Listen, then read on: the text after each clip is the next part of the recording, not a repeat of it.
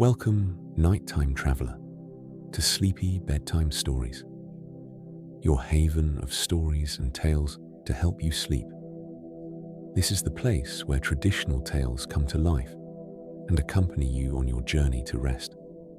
But first, tell me where you're listening from tonight and what time it is where you are.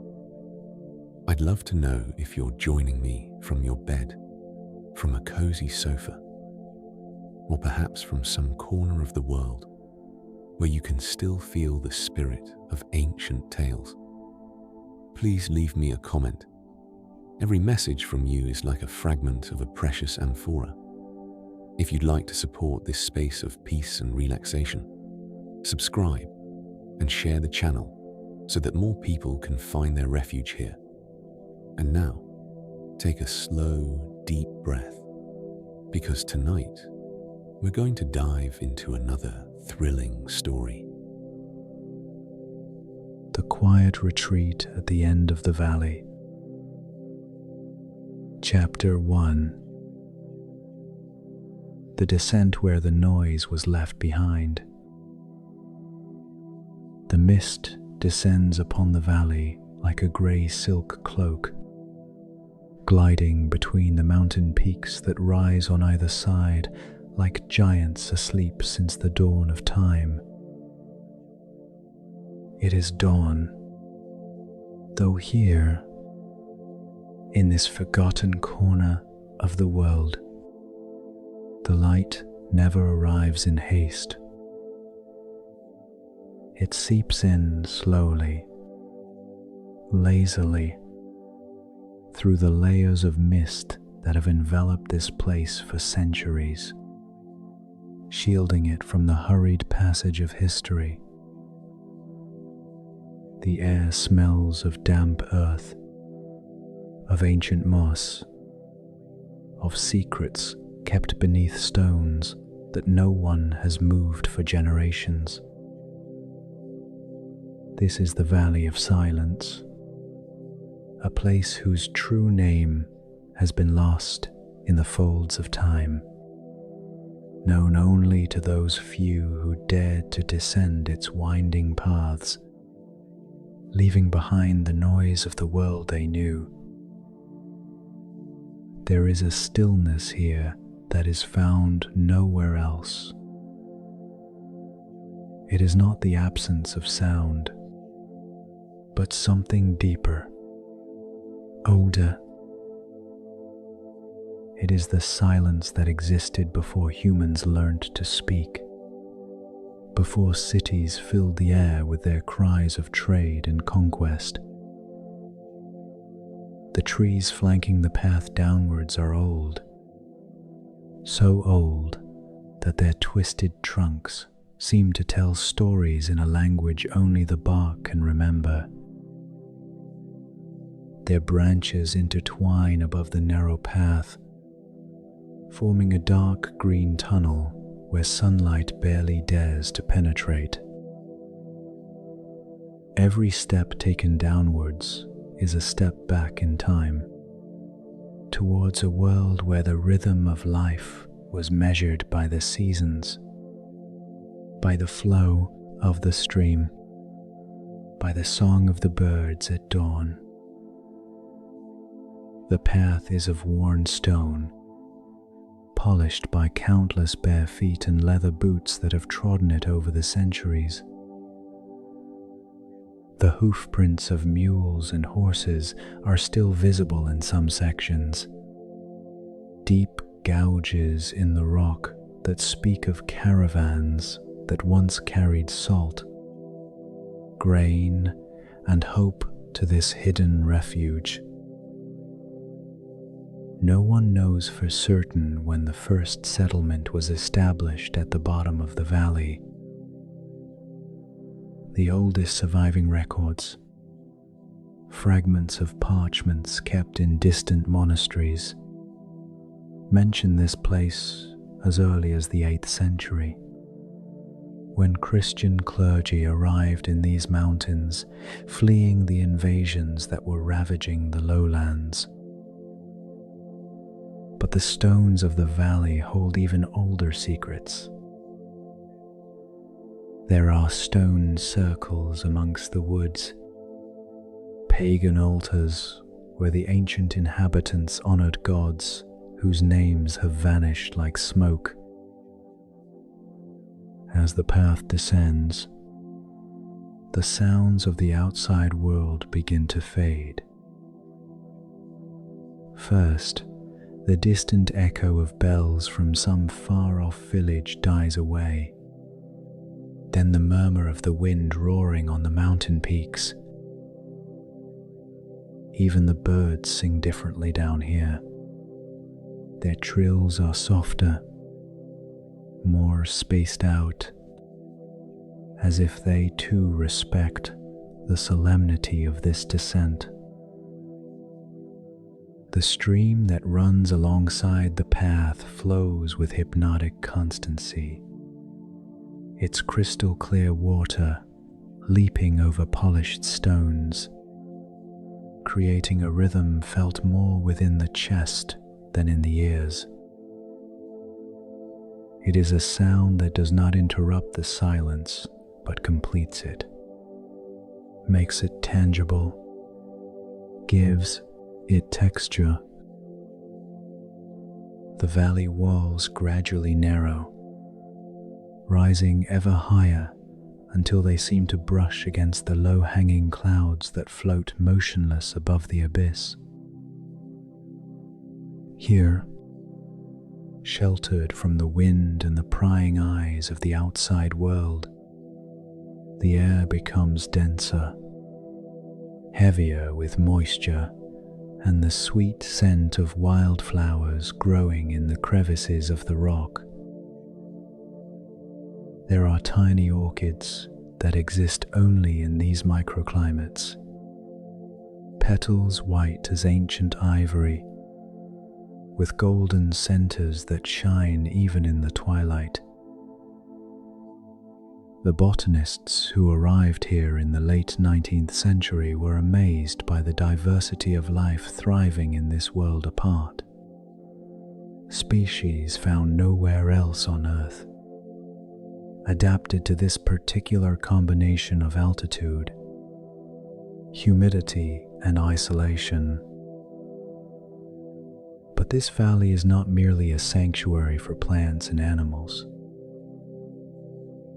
It is, above all, a refuge for human souls seeking something the outside world could no longer offer them. The first written record of people settling here permanently dates from the year 783, when a group of families fleeing the wars between the Frankish kingdoms and the southern peoples found this valley after weeks of wandering through the mountains. The scribe who recorded those events, a monk named Hermenegildo, who lived amongst them for a winter, wrote in his diary that those people had found a place where God still listens because the noise of man has not yet deafened him. The descent continues, and with every bend in the road, with every twist of the path upon itself, the sensation of entering another world grows more intense. The rock formations begin to reveal curious shapes, sculpted by millennia of erosion into figures that the imagination can transform into ancient faces, into mythical animals, into stone guardians who eternally watch over this passage. There is one rock in particular, situated at a bend in the path, roughly halfway down the descent, which the inhabitants of the valley have always called the Sentinel. From certain angles, its eroded silhouette bears a striking resemblance to that of a helmeted warrior, his hand outstretched as if pointing towards the valley. inviting or warning, no one knows for certain. Travelers descending for the first time towards the shelter of the valley would often pause by this stone. Some left offerings, small piles of pebbles or twigs bound with grass, unwittingly continuing a tradition that stretched back far beyond written memory. Archaeologists who studied the site in the 1920s found evidence that this exact spot on the path had been used as a ritual site for centuries, perhaps millennia. Fragments of pottery from the Neolithic period, flint tools, amber beads that must have traveled hundreds of kilometers from distant shores, all lay buried in the layers of earth beside El Centinela, silent testimony that this valley has drawn people since the dawn of human civilization in these lands. The path becomes steeper now, zigzagging along tight bends carved into the mountain's bare rock. Here, the descent demands concentration. Every step must be measured, every movement calculated. It is not a dangerous path if treated with respect, but it demands attention. It demands that those who walk it be fully present, that they set aside abstract concerns and focus on the immediate moment, on the here and now of stone and gravity. This physical transition becomes a perfect metaphor for the deeper journey being undertaken by those descending into the valley. They are leaving behind not only the geography of the outside world, but also its urgencies, its anxieties, its constant haste. There are inscriptions carved into the stone along this stretch of the path. Some are recent, dates and names etched with knives by shepherds or travelers from the last century. But others are much older, almost erased by time and erosion. Marks that could be letters from forgotten alphabets or symbols whose meaning was lost when the last person who could read them died. Among these ancient marks, one in particular has intrigued scholars, a complex spiral carved into a smooth rock surface, surrounded by what appear to be depictions of stars. The precision of its execution suggests that it was not made by chance, but rather represented something important to whoever created it. Experts in prehistoric symbolism have suggested that it could be related to astronomical observations, perhaps marking the positions of constellations visible from this exact spot at a specific time of year. The air temperature changes as the descent continues. Down here, sheltered from the high altitude winds, the climate remains remarkably stable.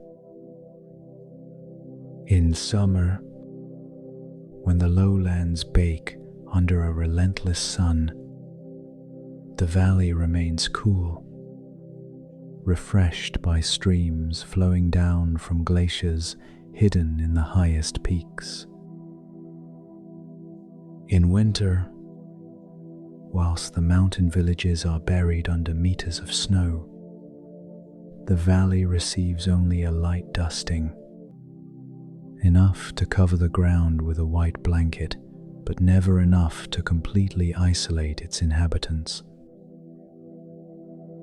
This privileged microclimate has been one of the key reasons why the valley was able to sustain human communities continuously through periods of major climatic change that devastated other mountain settlements. The stream has now become a small river, fed by dozens of tributaries that join it on its descent. The sound of the water is deeper, more resonant, creating a natural symphony that fills the air with its constant yet never overwhelming presence. In some places, the water has carved deep pools into the rock, emerald green pools so clear that you can see every stone at the bottom, every little silvery fish swimming in lazy circles. The valley's inhabitants have always regarded these pools as sacred places, each with its own name and its own story.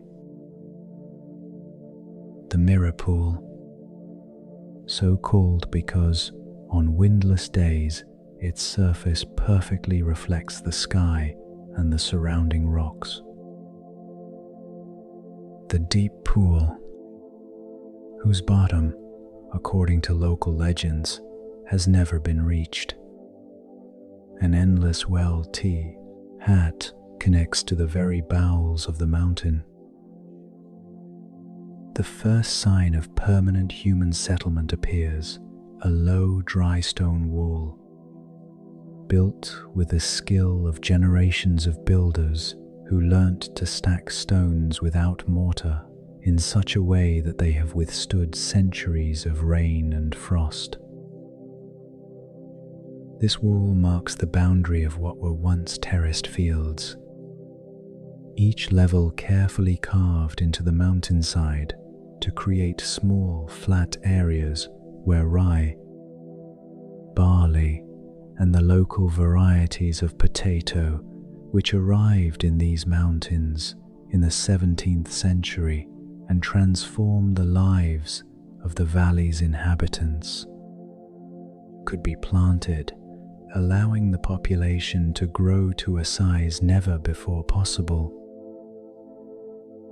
These terraces now lie abandoned, or, at the very least, are no longer cultivated with the intensity of days gone by. Tall grass and wildflowers have reclaimed them, turning them into rolling meadows where goats still kept by some of the valley's inhabitants occasionally graze. Yet even in their abandoned state, these terraces speak of human determination, of the labor of countless generations who moved stone by stone, who hauled fertile soil from the valley floor up to these heights, who planted and harvested year after year, slowly building a sustainable life in this secluded refuge. The path finally levels out, widening as it reaches the valley floor. Here the space opens up, revealing a view that has taken the breath away from all who have gazed upon it for the first time over the centuries.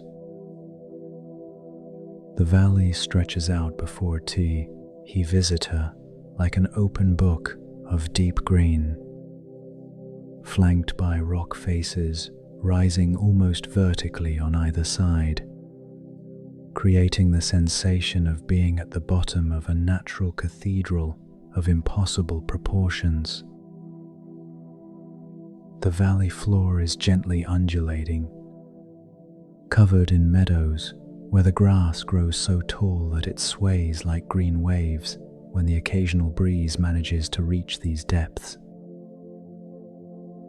In the center of this expanse of green like jewels carefully placed by a giant hand, stand the buildings of the refuge. There are not many, perhaps a dozen main buildings and several smaller structures scattered amongst them.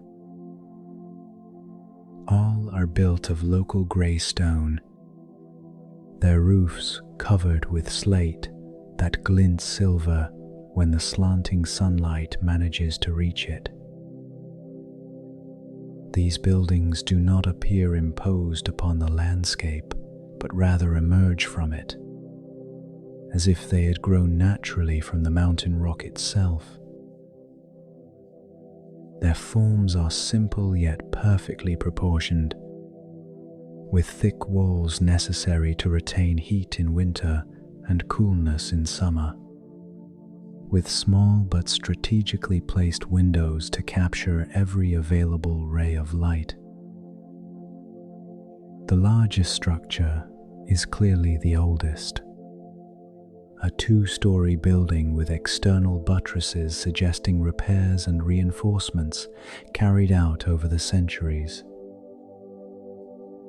Its foundations sink deep into the earth, built upon what archaeological studies have revealed to be the remains of even older structures, layer upon layer of human occupation stretching back in time to prehistoric hearths and tent poles dating from when the S Valley was a seasonal camp for Mesolithic hunter-gatherers.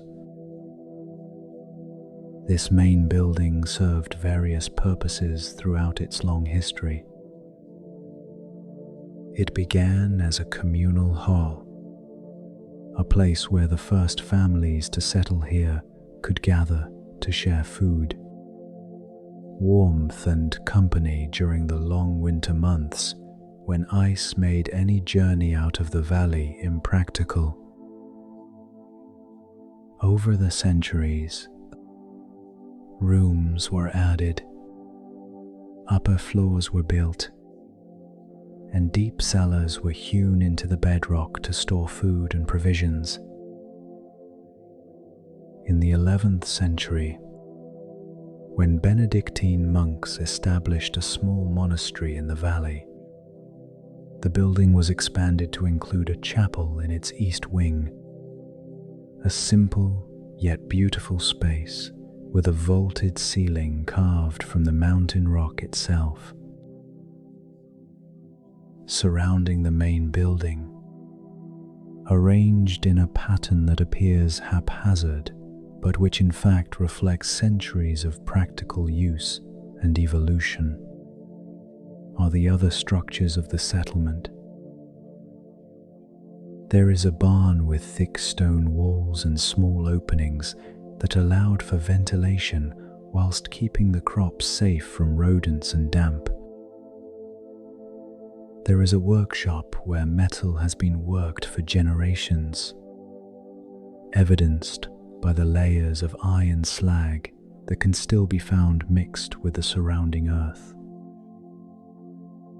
There are stables for the animals, built with the same care and durability as the human dwellings, because here the animals were partners in survival, not mere possessions. And then there is the garden, protected by stone walls and situated on the south side, where it receives as much sun as possible during the day. This garden has been continuously cultivated for at least 8 centuries. The soil here is dark and rich, enriched by generations of carefully applied compost, protected from erosion, tended with the same love and dedication one would give to a child. Here grow medicinal herbs whose varieties are unique to this valley, developed through centuries of careful selection by the healers who lived here. There are apple trees so old that their trunks are hollow, yet they still bear fruit every autumn. Small, tart apples perfect for making cider that can be fermented and stored throughout the winter months. The silence of the valley is not absolute, but it is profound. Water flows constantly, creating its perpetual song. The leaves rustle when the wind manages to reach this far down. The birds sing, but at intervals, thoughtfully. There is no constant noise of engines, of raised voices, of the endless friction of modern life.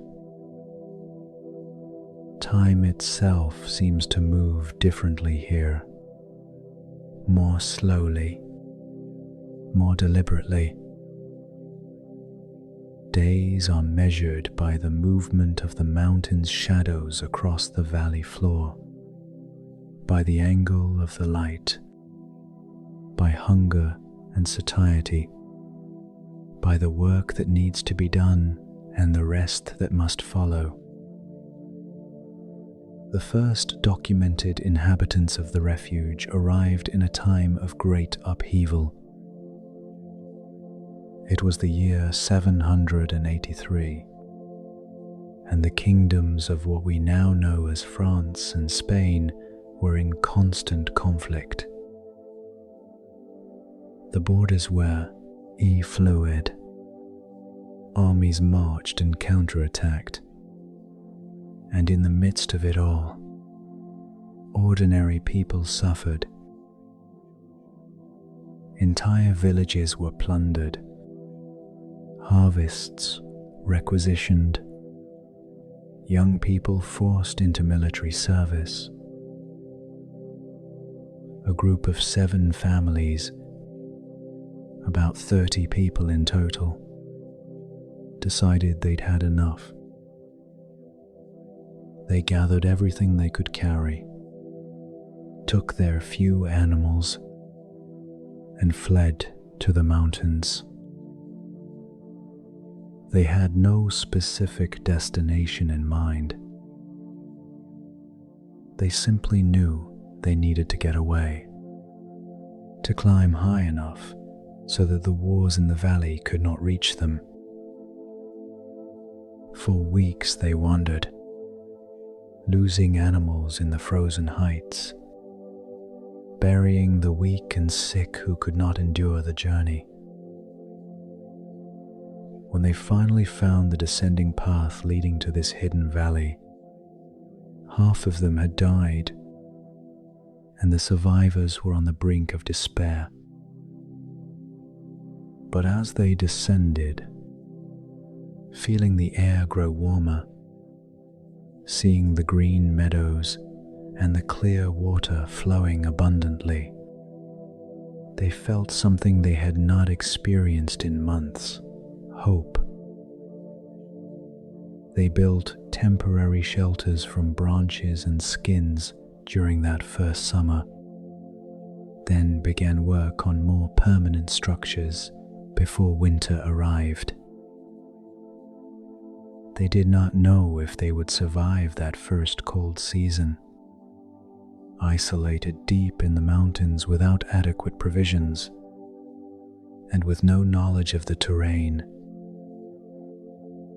But they had an advantage they hadn't anticipated. They found evidence that others had lived here before. There were remains of stone walls, half buried and covered in moss, but clearly man-made. There were metal tools so rusted that they almost crumbled to dust when touched, but which proved that this place had sustained human life in the past. And most importantly, there was a feeling to the place, a quality to the space that suggested people had thrived here, that this valley had given them shelter. They survived that first winter, though barely. When spring arrived, only 24 of the 30 who had descended into the valley were still alive. But those 24 were committed, united by shared suffering and by the determination to make this place a true home. They planted seeds they had brought with them. They cultivated the terraced fields, learning the techniques through trial and error. They established routines and rhythms that gradually became traditions. As the decades passed, others arrived, always in small groups, always fleeing from something: war, persecution, hunger, despair. The refuge welcomed them all, provided they were willing to work, to contribute, to respect the ways of life that had developed here. The valley's population was never large, never more than 100 souls at any one time, limited both by the land's capacity to sustain them and by the accumulated wisdom of knowing when the valley was full and when it could absorb new arrivals. In the year 946, the monks arrived. They were Benedictines from a monastery in the lowlands that had been destroyed during the Viking G raids that ravaged the coasts at that time. They had heard rumors of a valley hidden in the mountains where peace still reigned, and set out on the journey carrying with them the most precious things they possessed: books, illuminated manuscripts, religious texts, works by the Church Fathers, including some classical texts that had survived from Roman times. They arrived at the refuge exhausted, their robes torn, their sandals worn out by the journey, but with the books intact, wrapped in oiled leather and carried in specially designed rucksacks. The valley's inhabitants received them with some caution at first. They were mostly peasants, with little formal education, and the monks, with their Latin and elaborate customs, seemed strange. But gradually, a symbiosis developed. The monks needed food and shelter, things the peasants could provide. The peasants, in turn, benefited from the education the monks could offer, from their knowledge of herbal medicine, from their ability to read and write, which allowed them to keep records and correspond with the outside world. The monks established their small monastery at the northern end of the valley, where a natural cave in the rock face provided the perfect location for a scriptorium, protected from direct sunlight, but with enough diffused light to work by. Here, over the following centuries, the monks would copy and preserve texts, creating new illuminated manuscripts whose beauty would eventually become legendary amongst connoisseurs of such things in distant cities. But their most important work, though less recognized, was to maintain a continuous chronicle of life in the valley, a record of births and deaths, of good and bad harvests, of significant events and gradual changes.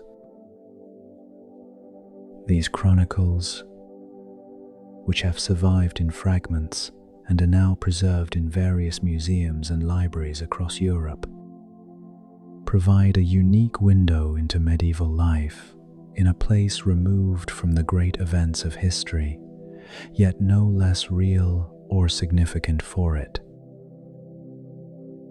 We read about the great winter of the year 1203, when snow fell for 40 consecutive days and the valley was completely cut off from the outside world for 4 months.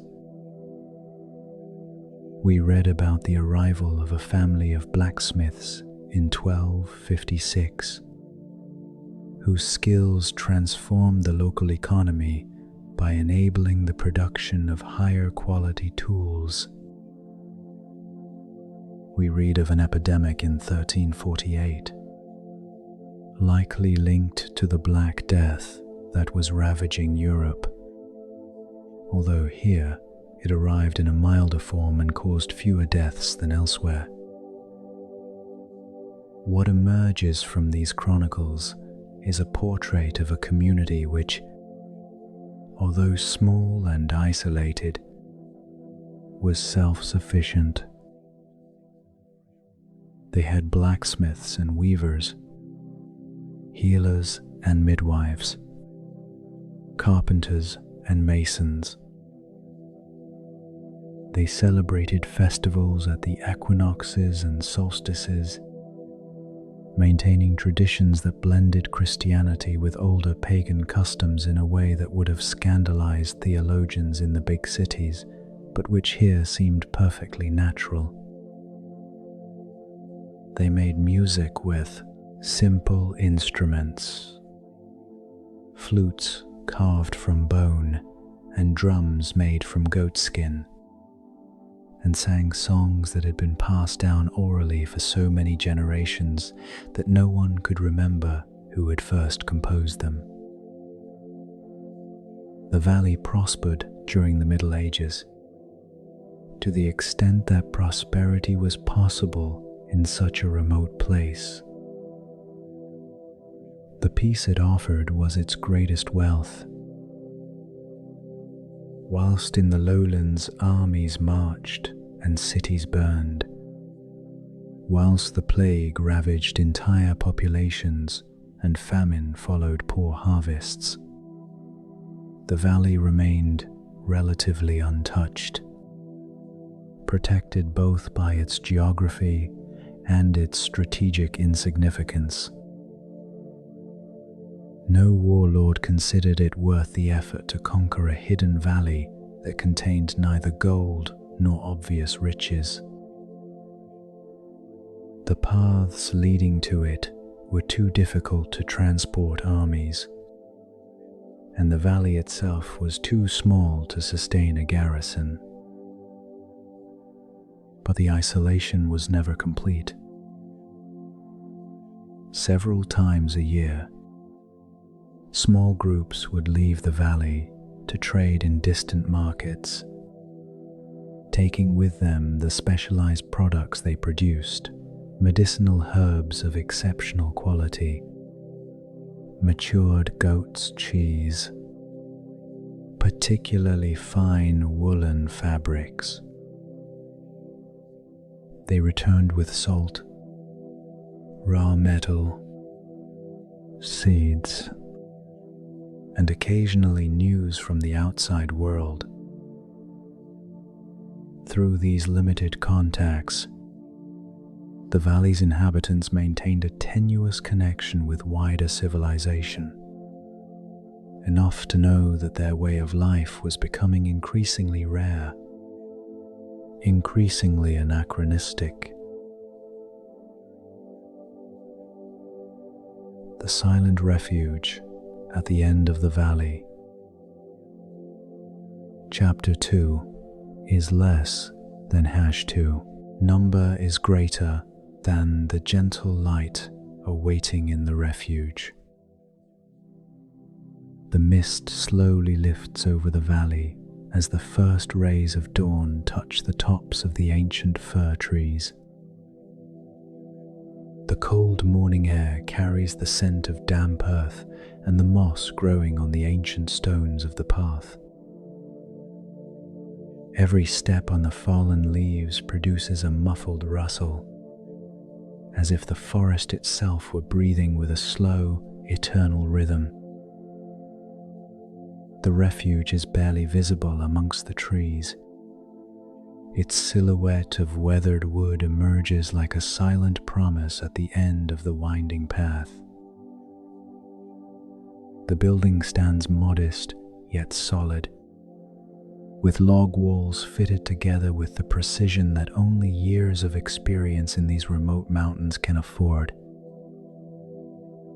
The slate tiles of the roof reflect the faint light of dawn, covered here and there by a thin blanket of emerald green moss that speaks of decades of solitude and silence. A stone chimney rises up on one side, and from it rises a column of white smoke that gently dissipates in the cold air, tracing spirals that merge with the morning mist. Inside, the warmth embraces every corner with an almost maternal tenderness. The fireplace crackles with oak and beech logs, its flames dancing in shades of gold and orange, casting shifting shadows upon the wooden walls.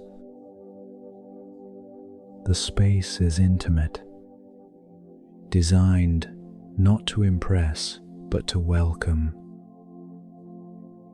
A fine wooden table occupies the center of the main room, its surface polished by countless shared meals. Its dark grain telling its own story of growth in some distant forest. Above it, an oil lamp waits in silence, its clear glass enclosing a wick that has lit many nights in this secluded corner of the world. The small windows allow daylight to stream in at an angle, revealing dust particles suspended in the air, floating unhurriedly in this space where time seems to have stood still. Faded linen curtains frame each opening, swaying ever so slightly in the imperceptible drafts that seep through the cracks in the ancient wood. In a corner, a bookshelf holds books with worn spines, their titles written in gold lettering that time has dulled. These are volumes that speak of alpine explorations, of journeys through lost mountain ranges, of men and women who found in the mountains something more than just rocks and snow. By the fireplace, two armchairs of cracked leather invite you to rest. Their sunken cushions retain the shape of those who have sat in them before, as if the memory of each visitor were imprinted on the very fabric of the refuge.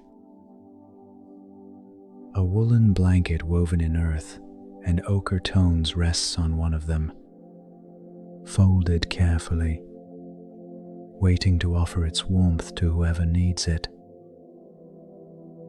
Beside it, a small table holds a glazed ceramic cup, empty now, but still bearing within it the dark trace of the herbal tea someone drank the night before. The refuge was built in the year 1892 by a group of Swiss mountaineers seeking to establish safe resting places on the most remote routes of the Alps. These men knew the temperament of the mountains well. They knew that the difference between life and death could come down to finding a roof under which to shelter when storms descended without warning. The construction took 2 full summers, during which they transported every beam, every nail, every stone on the backs of mules along paths that barely deserve the name. They worked under the relentless midday alpine sun and in sudden downpours that turned the paths into torrents of mud. The architect of this small fortress of peace was called Johann Richter, a man with a face weathered by wind and frost, whose rough hands were as skilled with an axe as they were at the delicate lines of architectural plans. Johann had lost his younger brother in a snowstorm years earlier, when both were attempting to descend from an unnamed peak after reaching its summit. The guilt of not having found shelter in time haunted him for months, until he decided to turn that pain into purpose. Every nail he hammered into the beams of the shelter was an act of redemption. Every stone laid in the foundations was a promise that others would not suffer the same fate. The walls rose with the precision of one who builds not only with their hands but with their heart. Johann insisted that the windows face east, so that the first light of day would enter and illuminate those who had spent the night there, reminding them that they had survived, that a new beginning awaited beyond the darkness. The front door, solid and reinforced with bands of wrought iron, was designed to withstand the fiercest winds, but opened easily from the inside, because Johann wanted no one to feel trapped. He wanted the refuge to always be a choice and never a prison. In the autumn of 1893, the refuge received its first significant visitors. A French expedition led by the mountaineer Claude Moreau found itself trapped by an early snowfall whilst mapping routes in the region. For 3 days and 3 nights, 8 people remained within those wooden walls, sharing their meager provisions and keeping the fire burning with the logs stored in the outdoor shed. Claude wrote in his diary that the refuge had saved their lives, that without it they would have perished in the white blizzard that erased all reference to the landscape. Since then, the shelter became a silent beacon for those passing through that remote valley. There was no official visitor register, no permanent caretaker to charge for accommodation. The unwritten rule was simple and beautiful in its clarity. Whoever used it must leave the place in better condition than they found it. Add firewood to the store if possible. Repair whatever was broken. Leave basic provisions for the next traveler. This code of honor worked for decades, weaving an invisible web of solidarity between strangers separated by time. The light inside the refuge has a special quality at dusk. When the sun sinks towards the western peaks and its rays pierce the atmosphere at ever steeper angles, deep golden hues blend with soft pinks, and the wood of the wall LS seems to absorb these colors, returning them transformed, creating an atmosphere of warmth that goes beyond the physical temperature.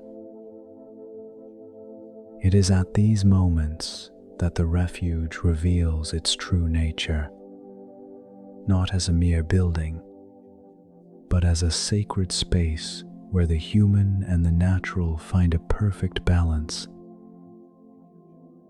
On one of the main beams, carved with a knife by some anonymous visitor, one can read an inscription in Old German which, translated, reads, "Here the wind rests, and so does the heart."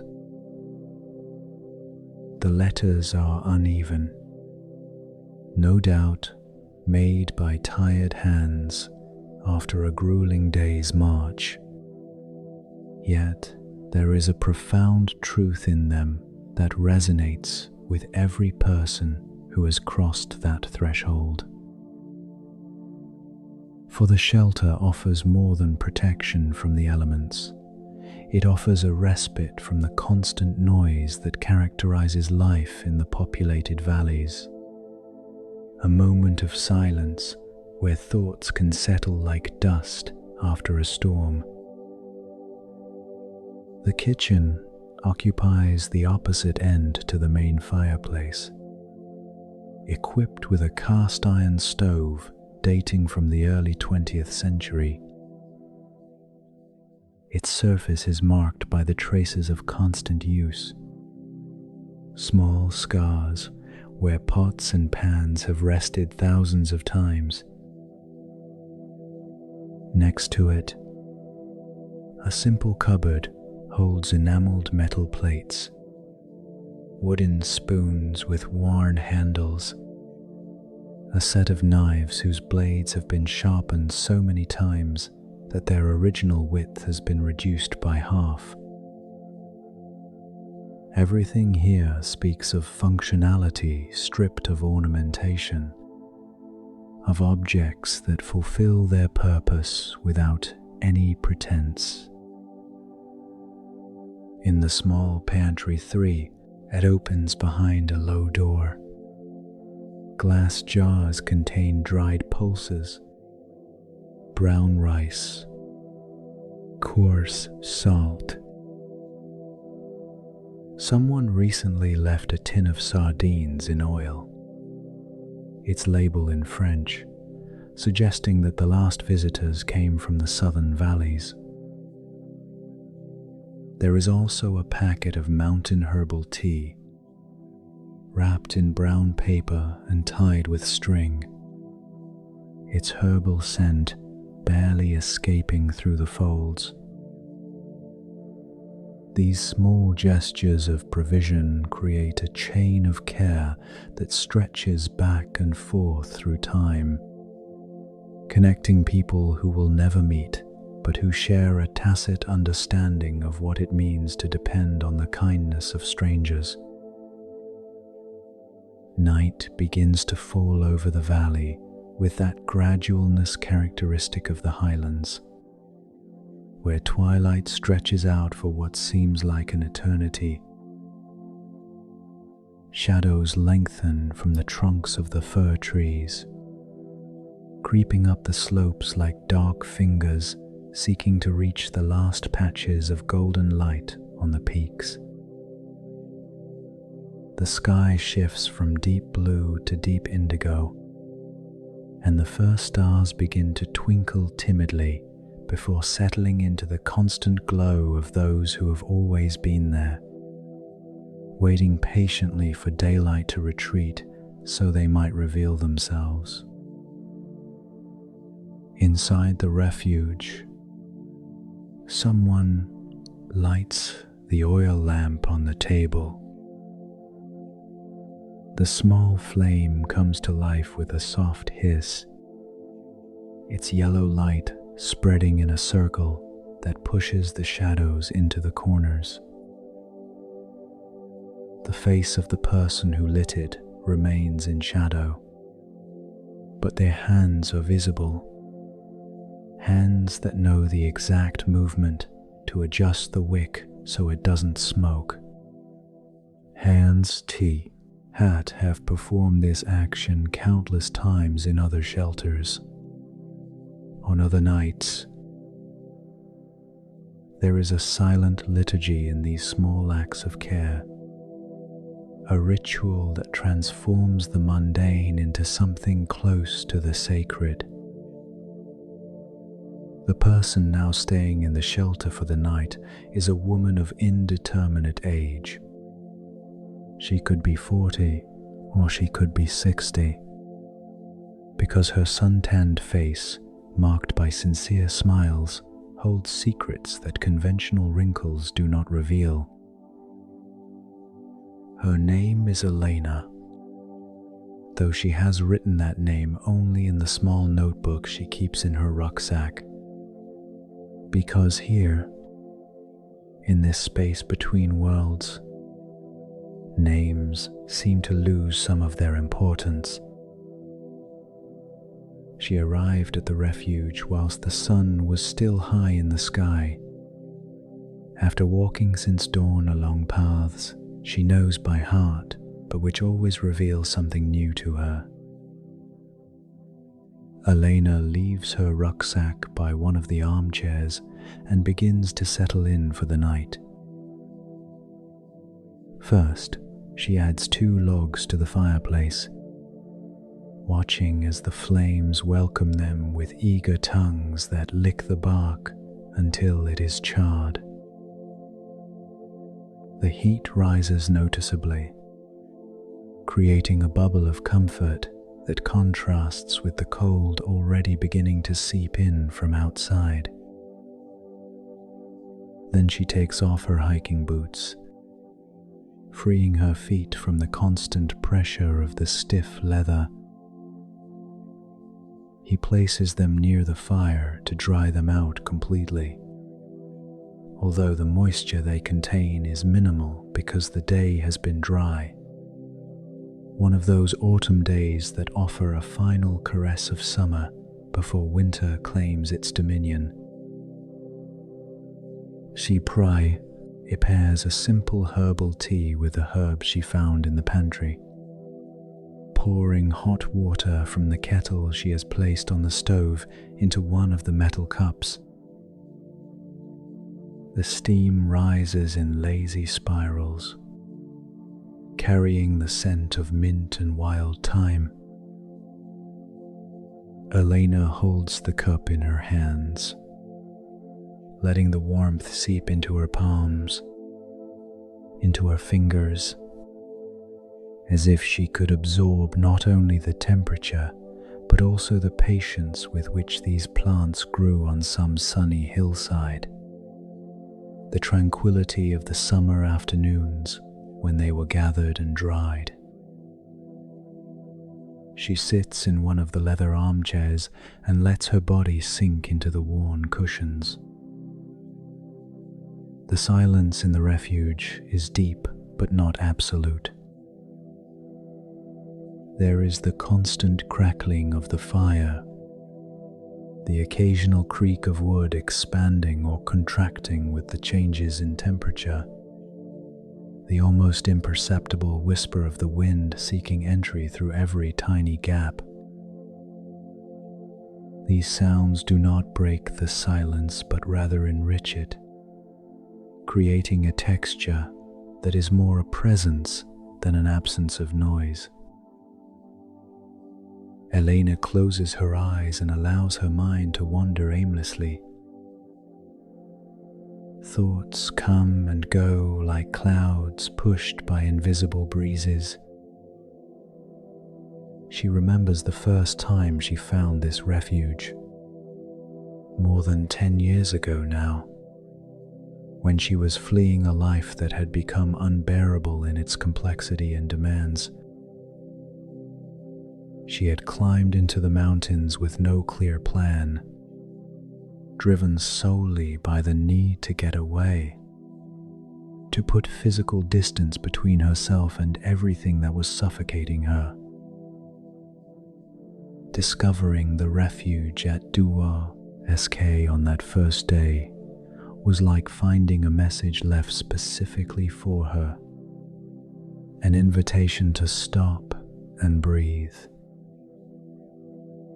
Since then, she has returned regularly, following a cycle she respects but cannot fully explain. Sometimes months go by without her feeling the call, and then she wakes one morning with the absolute certainty that she must return to the refuge. She abandons whatever she is doing, if possible, and sets off on the journey. She has never met anyone else here, although signs of other visitors are evident in the small changes she notices each time: a new book on the shelf, different provisions in the pantry, brief messages written in the notebook resting beside the lamp. That notebook is a fragmentary chronicle of lives that cross paths without ever meeting. Elena now picks it up from the table and opens it carefully. Its pages, yellowed by time, give off a scent of old paper that is comforting in its familiarity. The handwriting changes from entry to entry, some written in tight, nervous script, others with broad, confident strokes. She reads at random an entry dated March of the previous year. I arrived when the snow still covered the path up to my knees. The shelter appeared like a miracle. Thanks to whoever built this place. Thanks to those who maintain it.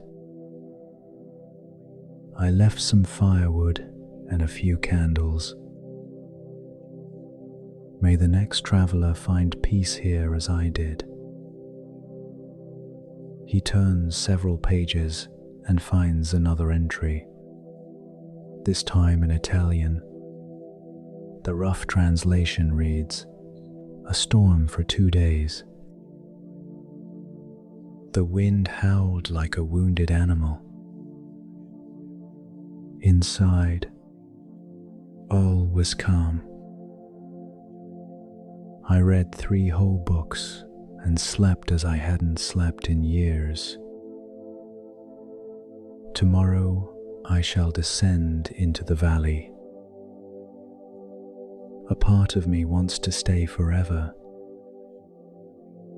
Elena smiles with that mixture of melancholy and understanding that only arises when we recognize our own feelings in the words of a stranger. She herself has left several entries in the notebook over the years. She never writes much, just a few lines that capture the essence of why she came and what she found. On her last visit, 6 months ago, she wrote, "The valley is full of wild flowers. The blue of the gentians is so intense, it hurts to look at it. I came because I needed to remember that beauty exists effortlessly, without intention. The refuge has reminded me of this once again."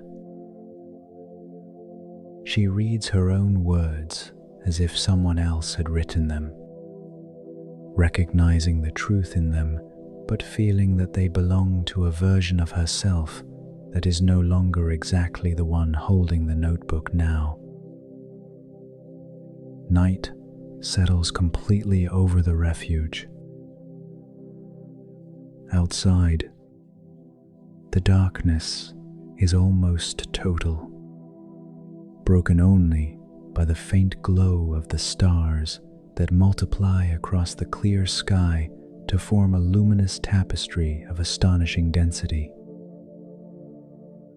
The Milky Way stretches out in a spectacular arc, its brilliant core pointing south its spiral arms suggesting distances and times that defy human comprehension.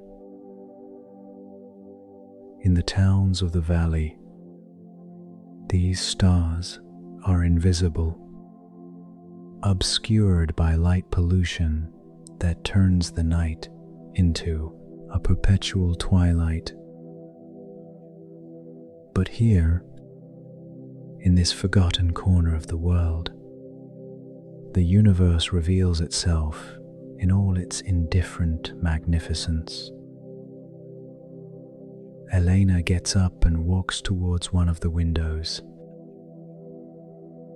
The wooden floor creaks softly beneath her bare feet, each plank emitting its own note in the silent symphony of the refuge. She draws back the linen curtain and gazes into the darkness. Her eyes take a moment to adjust, but she gradually begins to make out the silhouettes of the nearest trees, their tops silhouetted against the starry sky. Beyond, the mountains rise like gigantic presences, black against the deep blue of the night sky. There is something comforting in that immensity, in knowing that these rocks have been here long before the first humans crossed the valley and will remain long after the last visitor leaves the shelter for the final time. She returns to her armchair and picks up one of the books from the shelf. It is an old volume on alpine flora. Its hand-colored illustrations depict edelweiss, gentians, saxifrages, and dozens of other species adapted to the extreme conditions of high altitude. The ink has lost some of its vibrancy over the years, but the illustrations retain their scientific precision and their unassuming beauty. Elena isn't really reading. She's just turning the pages slowly, letting the images and the Latin names sink into her consciousness without any effort to memorize them. It is a form of meditation. This contact with accumulated knowledge is less than Hasse number, is greater than with the effort of someone who, over 100 years ago, devoted time to documenting the life that flourishes where it seems impossible for anything to flourish.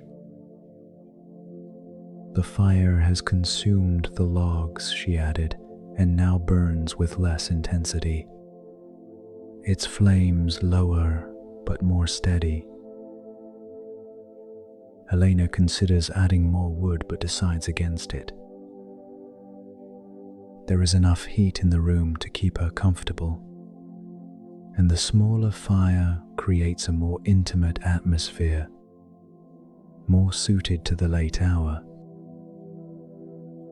She wraps herself in the woolen blanket that was on the armchair, its texture rough but warm against her skin. The weight of the blanket is comforting, like a gentle embrace that demands no return.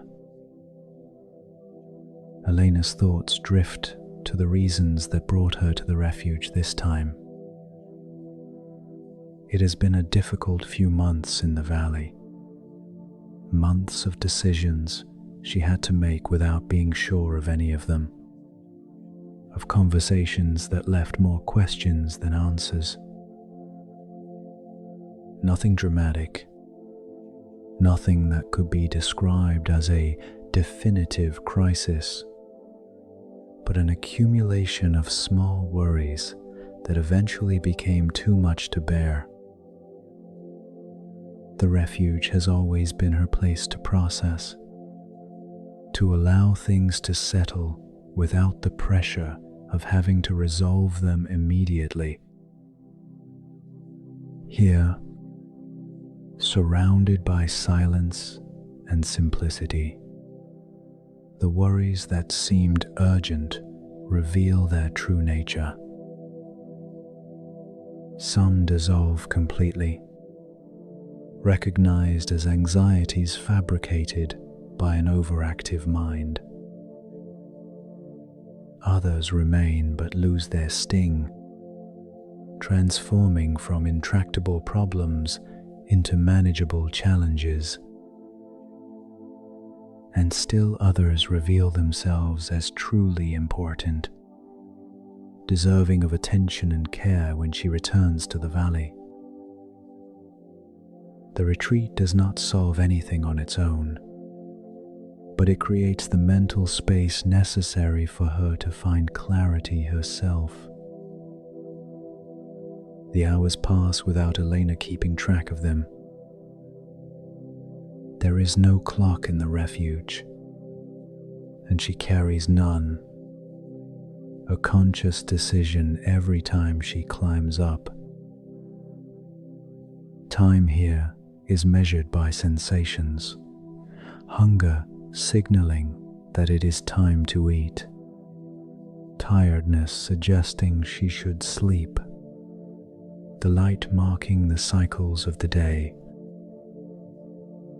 It is a return to an older rhythm, more connected to the natural processes of the body and the environment. Finally, when sleep begins to claim her with a gentle but undeniable insistence, Elena gets up and heads towards the small bedroom that opens off to one side of the main room. The light-colored wooden door has lost some of its original varnish, revealing the natural grain of what appears to be pine wood. She pushes it gently and enters a space even smaller yet cozy in its simplicity. A narrow bed takes up most of the room, its wrought iron frame painted a dark green that was once bright but now shows the wear of time.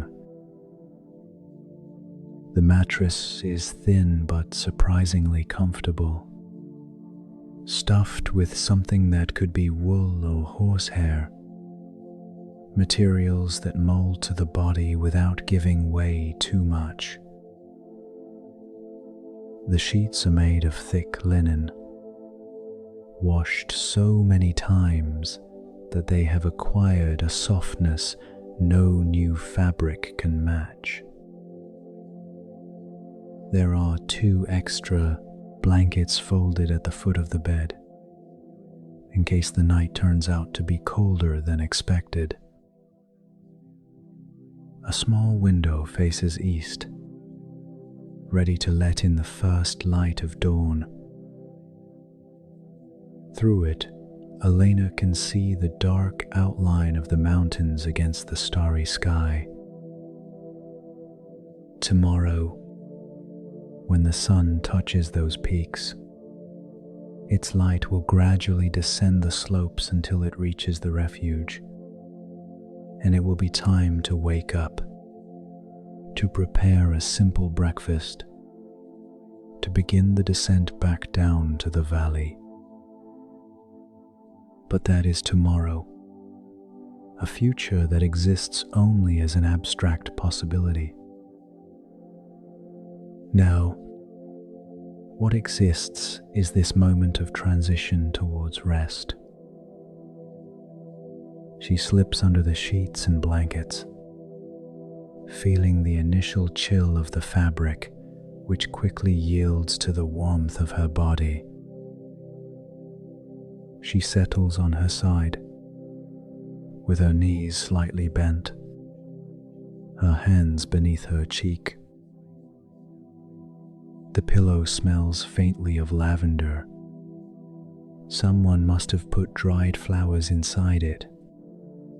A thoughtful touch that brings a smile to Elena's lips.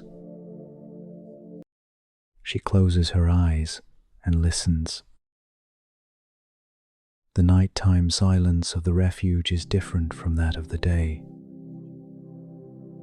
deeper, more complete. Occasionally, an owl hoots in the distance. Its solitary call travels through the trees before fading into nothingness. The ceiling beams creak imperceptibly as they contract with the drop in temperature. These are the only sounds, and far from disturbing, they accompany Elena's drift into sleep. On the threshold between wakefulness and rest, her thoughts become fluid, shedding the rigid logic of the day to embrace the free associations of the hypnagogic state. She sees fragmentary images, the path winding upwards through the trees, the sunlight filtering through the leaves, the face of someone she loves waiting for her in the valley, the simple satisfaction of freshly baked bread breaking apart in her hands. They are not dreams yet, only the precursors of dreams, the first ripples on the surface of consciousness that signal the depths are about to open up. And then, soft as the mist that settles over the valley at dawn, the dream claims her. Her breathing slows, deepens, falling into the natural rhythm the body adopts when it finally allows itself to rest without reservation. The muscles that have held the tension for months relax completely, releasing burdens she didn't even know she was carrying. Her face loses the small worry lines that had become permanent, regaining for a few hours the softness of someone who sleeps without dreams or worries. The refuge cradles her in her sleep, just as it has cradled hundreds before her. The ancient wooden walls continue their silent vigil, shielding her from the cold outside, keeping at bay the winds that have begun to blow down from the peaks. The fire in the fireplace burns ever lower, its final flames dancing with less energy, until they finally reduce to embers glowing in shades of red and orange, pulsing like a slowly beating heart. Outside, the night passes in its majestic indifference. Once, the stars complete their invisible arcs across the sky, following patterns they have repeated since before there were eyes to observe them. The temperature drops gradually, approaching freezing point without quite reaching it. Frost begins to form on the fallen leaves and on the stones of the path, each crystal growing according to immutable physical laws, creating designs of fractal complexity that no one will see and that will dissolve with the first rays of the sun. In the forest surrounding the refuge, nightlife follows its own rhythms. A fox crosses the clearing near the woodshed, its silent footsteps on the ground covered in pine needles. It stops, sniffs the air, detects the smoke from the chimney but pays it little attention. Accustomed to the occasional presence of humans in this territory, it continues on its way, disappearing among the trees in search of small rodents that are its food. A deer grazes in a small meadow further down the valley, its silhouette barely visible in the darkness, its ears twitching constantly to pick up any sound that might indicate danger. The deep hours of the night advance with their characteristic slowness. That period between midnight and dawn, where time seems to stretch out, where every minute lasts longer than during the day. The shelter remains motionless in that temporal flow, a point of stillness in a world that never quite stops. Inside, Elena sleeps deeply, her body recovering from the exertion of the walk. Her mind processing the day's experiences and reflections in her dreams. Gradually, almost imperceptibly at first, the sky to the east begins to change. The absolute black softens into a very dark grey, then into shades of deep blue. The faintest stars begin to fade first, erased by the growing light. The Milky Way fades like a dream upon waking, still present but losing definition with every passing minute. The bright planets hold out longer, Venus especially resplendent above the eastern horizon, the last sentinel of the retreating night. The first true light of day touches the highest peaks, setting their perpetual snows aglow in shades of pink and gold. This alpine glow gradually descends the slopes, illuminating first the exposed crags, then the strips of alpine pasture, finally reaching the upper edge of the forest, where the last dwarf trees cling to life in extreme conditions. The light continues its inevitable descent, entering the forest proper, touching the tops of the tallest fir trees before filtering down to the valley floor. A ray of golden light finds the window of the refuge's bedroom. It penetrates through the glass, slightly misted by the night's condensation, and falls directly upon Elena's face. She stirs in her sleep, feeling the gentle warmth on her closed eyelids.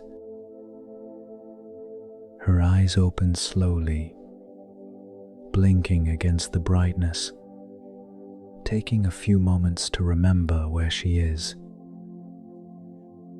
Then her memory returns, and with it, a sense of deep peace.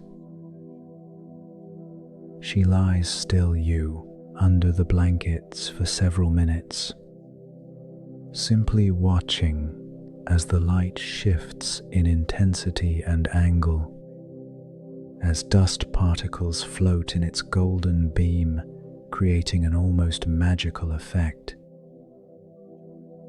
There is no rush to get up, no alarm to wake her, no urgent obligations waiting for her.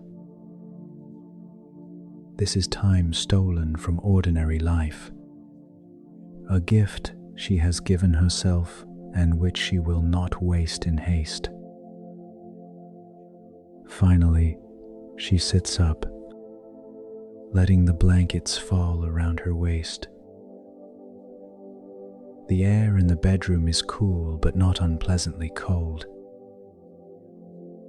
She stretches, feeling every joint respond with the flexibility regained during a restful night's sleep.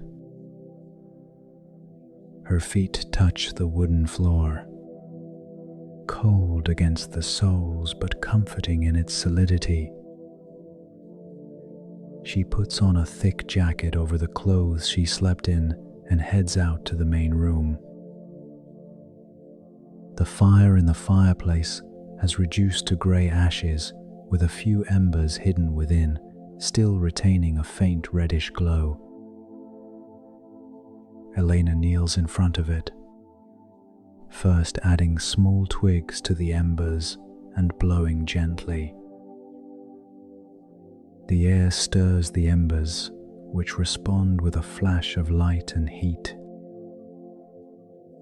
The kindling catches easily, and she places thicker logs on top, rebuilding the fire that will accompany breakfast. The familiar crackling returns, filling the shelter with its warm, lively presence. While the water boils in the kettle on the stove, Elena opens one of the windows in the main room. The fresh morning air rushes in, smelling of pine resin, of damp earth, of the unique purity of the highlands. She takes several deep breaths, filling her lungs with that air which seems capable of cleansing not only the body but also the spirit. Outside, the birds have begun their morning chorus, each species contributing its own distinctive voice to the symphony. The melodious trill of the robins, the repetitive song of the finches, the harsher calls of the jays keeping watch from the high branches.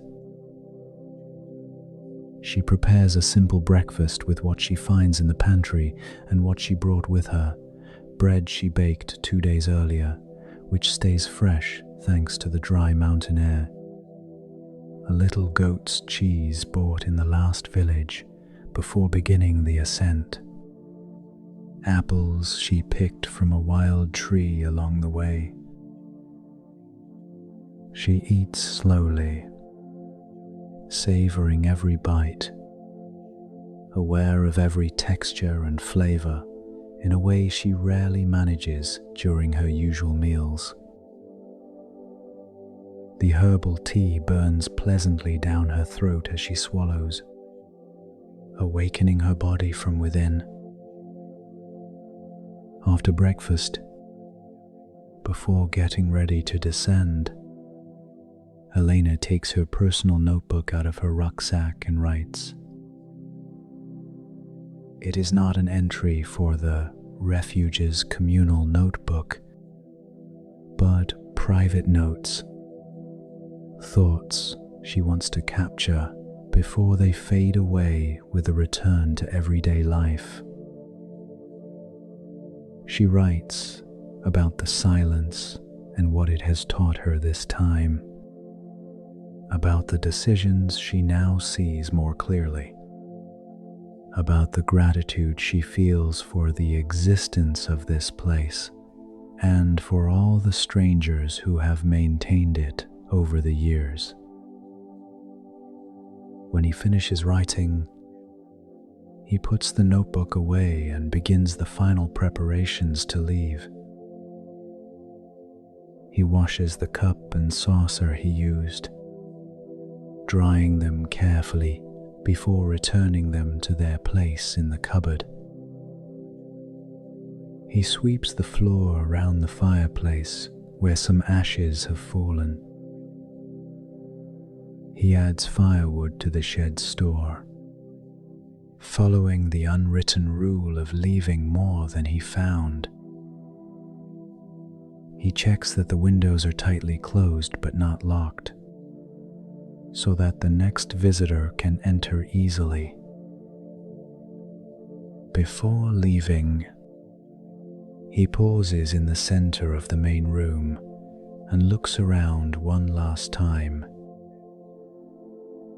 The refuge remains as it always has, unchanging in its stillness, ready to welcome the next traveler in need of shelter.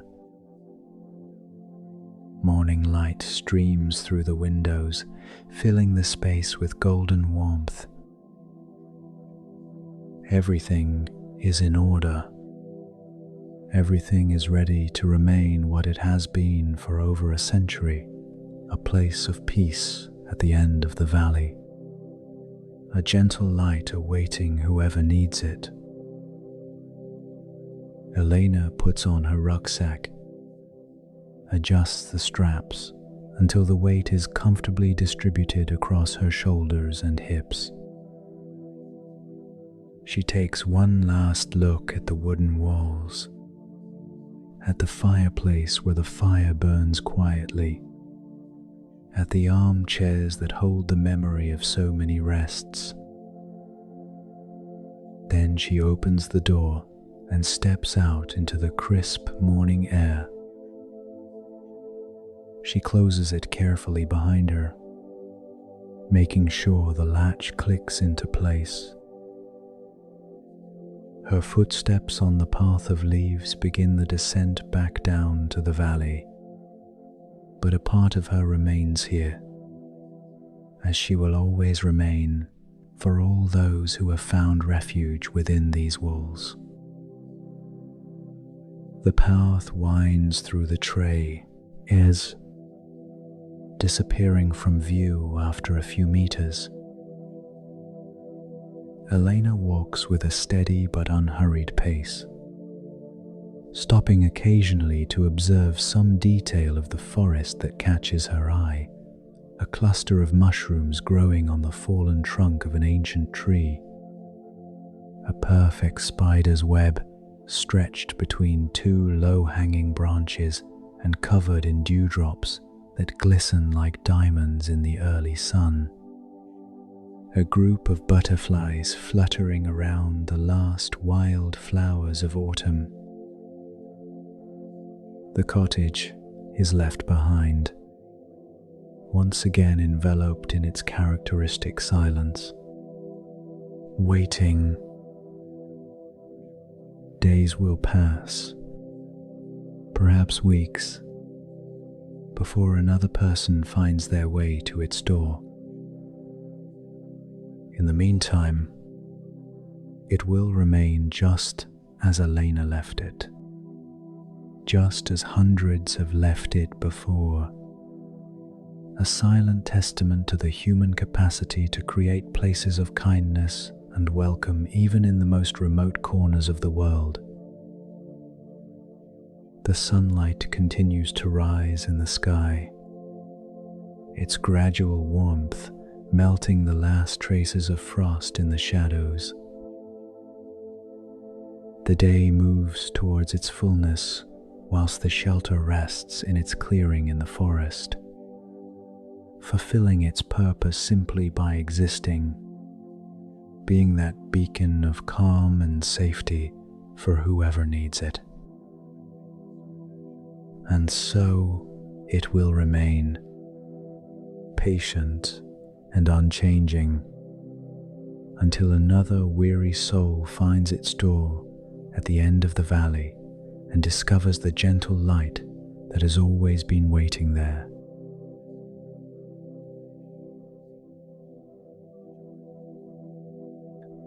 Release the tension in your forehead. Relax the muscles around your eyes. Let your arms rest completely, heavy and warm at either side of your body. Your breath now flows naturally, like gentle waves lapping at the shore and receding effortlessly. The stories you have heard tonight slowly fade away, becoming distant whispers that you no longer need to follow. If this journey through time has served you well, you can support this space by liking, subscribing, or sharing your thoughts in the comments. That way, more people seeking rest may find refuge here. And if you are still awake, there is another story waiting in silence, ready to guide you deeper into sleep. But for now, let the voices of the past fade gently away. Let the names, dates, and events melt into the mist of the night's oblivion. The story can wait until tomorrow. Close your eyes. Let go of everything. Rest deeply, and may you have sweet dreams.